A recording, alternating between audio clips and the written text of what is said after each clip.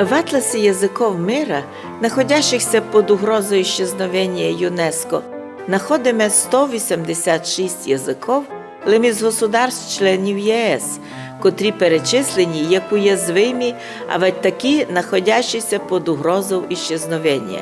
А ще 3 язики уже як вимерші, в якій в експертній оцінці в атласі знаходиться язик карпатських русинов. Удивительно, що нам, коли я подивився і у записах, якщо 186 язиків уже знаходяться на границі угрози исчезновения, а 3 вже завмерли, то експерти говорять про те, що під угрозу исчезновения включений даже язик карпатських русинов. Мало того, що русини Словакії, Румунії, Польщі, Чехії являються вже членами Євросоюзу і мали би бути під захистом європейських структур, європейських інституцій правових, на жаль, Європа донині на їхні просьби поки не зреагувала.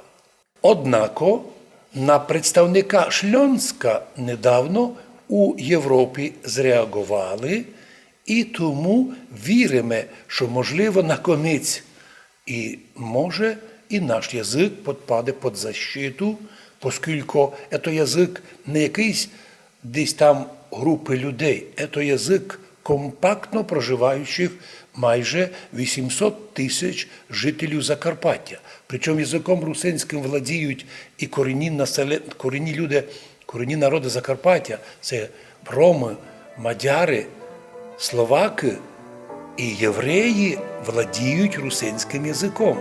Румуни також. І ми віримо, що наш язик підпаде під защиту. Віримо, що благодаря і церковнослов'янському язиковому богослуженню русини його використовують як свій родний, ми сохранимо свій язик. Но він знаходиться в списку загроза уничтоження.